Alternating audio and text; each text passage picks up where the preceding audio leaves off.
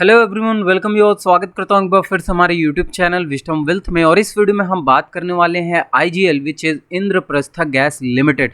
जी हां, बहुत लोगों ने रिक्वेस्ट किया कि सर आप टाटा मोटर्स का बनाते हो, आप टाटा स्टील का बनाते हो, आप बैंक ऑफ बड़ौदा, पीएनबी सारे स्टॉक के बारे में बनाते हो, लेकिन एक बार हमें आईजीएल के बारे में भी बताइए कि क्या हम इसमें एक बाइंग अपॉर्चुनिटी ले सकते हैं। जिनको पोजिशनल ट्रेड करना है, जिनको एज अ स्विंग इसको ट्रेड करना है, वो कहाँ बाइंग अपॉर्चुनिटी देख सकते हैं, और जिनको इसमें लॉन्ग निवेश करना है यानी कि लंबे अवधि के लिए निवेश करना है, वो कहाँ बाइंग अपॉर्चुनिटी देख सकते हैं। तो इस विषय में हम बात करने वाले हैं इस वीडियो के माध्यम से। जानेंगे इसके फंडामेंटल्स को, इसके टेक्निकल्स को और इसके रिटर्न्स को कि कहाँ ये हमारे पैरामीटर्स पर खड़ा होता है या नहीं होता है। तो चलिए शुरू करते हैं, लेकिन उससे पहले एक छोटी सी रिक्वेस्ट है कि अगर आपने चैनल को सब्सक्राइब नहीं किया या चैनल पर नए हैं तो जरूर सब्सक्राइब कर लीजिएगा, बेल नोटिफिकेशन ऑन कर लीजिएगा, जिससे कि सारे लेटेस्ट अपडेट आपको मिलती रहे। तो देखिए, यहाँ पर सबसे पहले मैंने जो लगाया है वो फंडामेंटल आपके सामने मेजर टर्म्स रखा हूँ मैं, कुछ मेजर टर्म्स जिसके बारे में आपको पता होना चाहिए।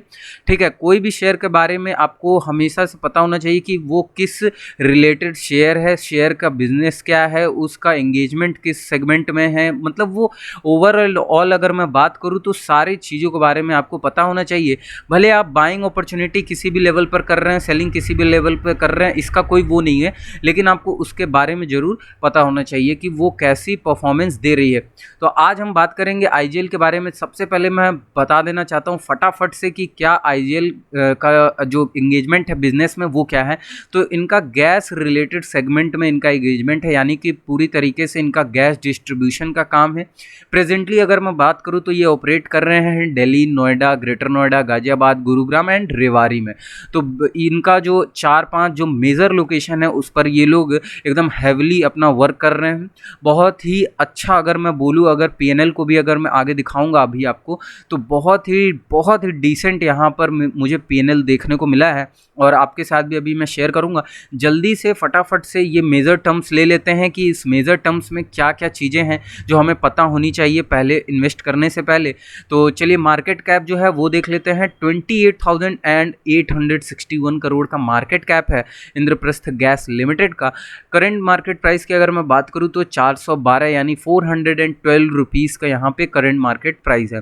52 वीक्स हाई लो की अगर बात करें तो 52 वीक्स हाई जो है वो है 534.40 का, और 284.05 का यहाँ पर आपको लो देखने को मिलेगा। बुक वैल्यू की बात करें तो 72.32 का यहाँ पे बुक वैल्यू है, और स्टॉक पी जो है वो है, stock price to earning ratio जो है वो है 25.39% का।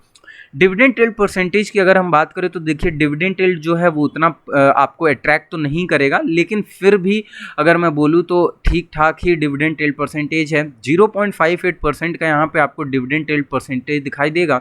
और अगर आरओसी की बात करूँ which is return on capital employed, तो वो है 29.58% का।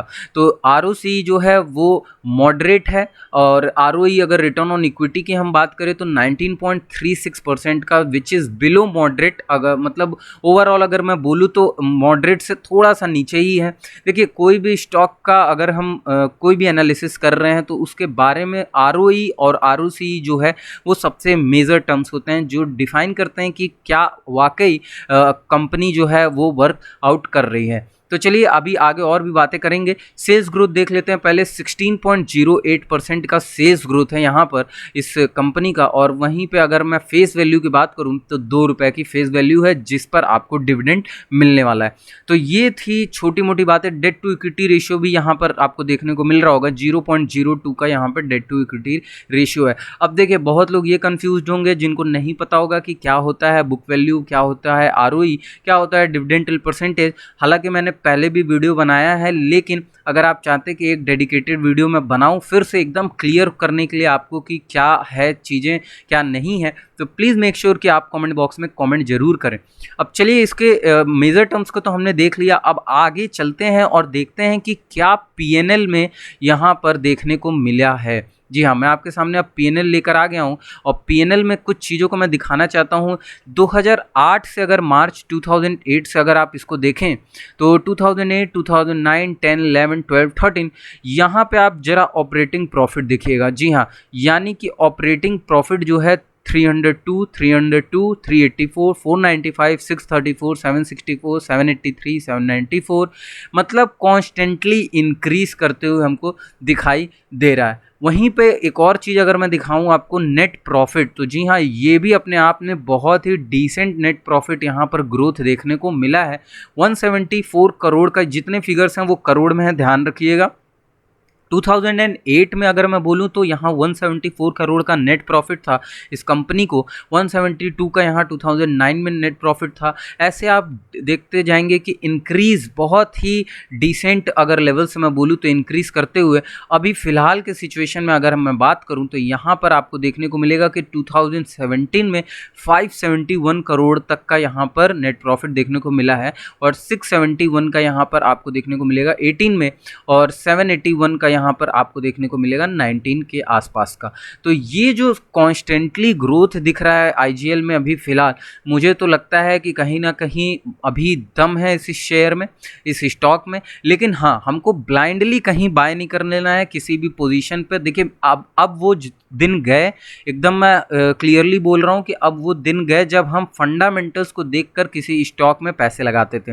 अब हमको क्लियरली पैटर्न पर चलना पड़ेगा। क्लियरली हमको, अगर हमने सपोर्ट रेजिस्टेंस को टेक्निकल्स के बेस्ड पर नहीं देखा, नहीं सही से उसको मैं बोलूँगा वर्कआउट हम कर पाए, अपना होमवर्क नहीं कर पाए, तो कहीं ना कहीं ऐसा होता है कि हम 52 वीक्स के हाई के आसपास अपने स्टॉक को ले लेते हैं, और इसी हम रह जाते हैं कि क्या आने वाले टाइम में ये होगा, बढ़ेगा नहीं बढ़ेगा, एंड वहाँ से वापस से कॉन्स्टेंटली वहाँ गिरावट देखने को मिलती है उस शेयर में।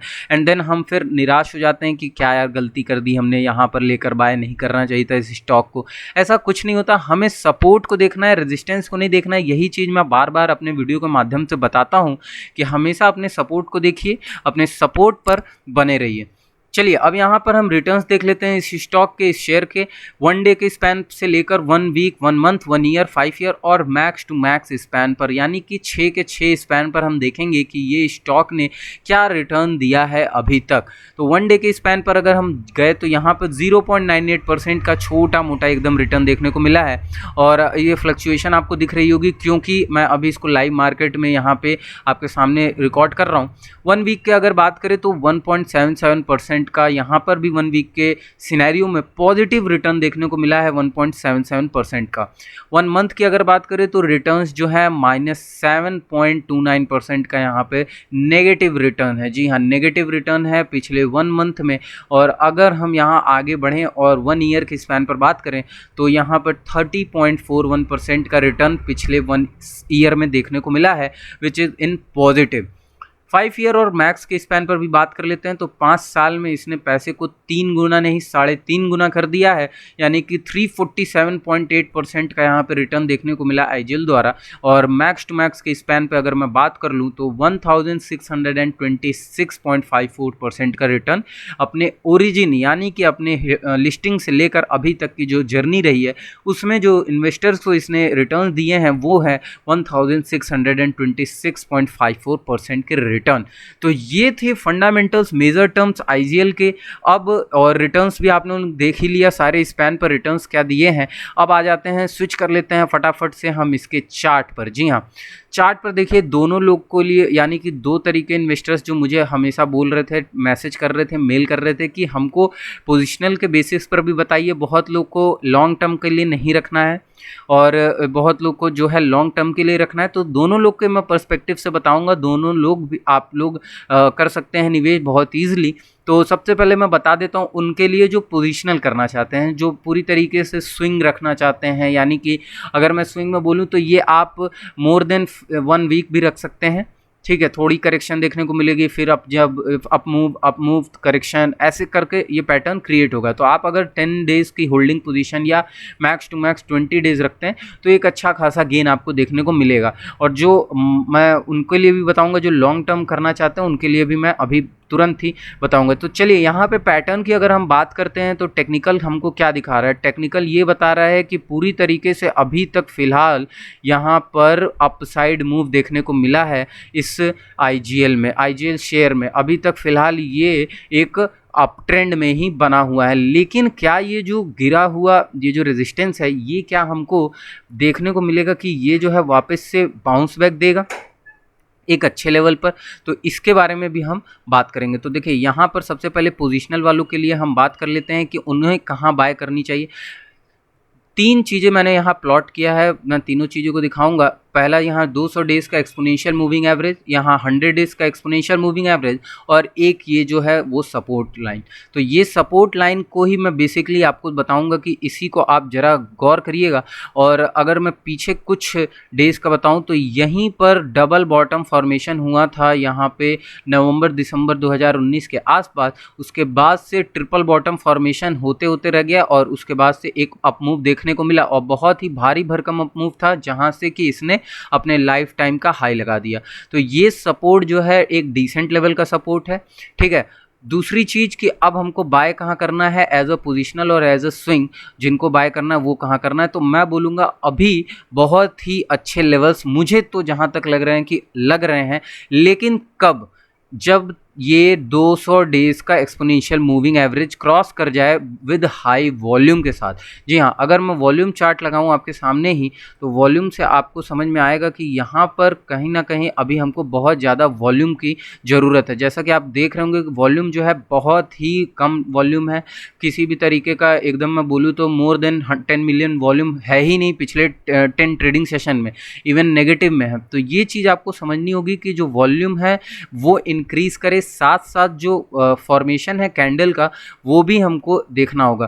नीचे के साइड में अगर विक क्रिएट हो रही है तो हमको क्लियरली ये चीज़ समझनी होगी कि जो डिमांड जोन है वो कैंडल में वो कहीं ना कहीं नीचे के साइड में शो कर रहा है। ऊपर के साइड में अगर शेडो क्लियरली ऊपर के साइड में अगर हो रही है तो आपको ये देखना है कि ऊपर के साइड में सप्लाई जोन क्रिएट हो रहा है।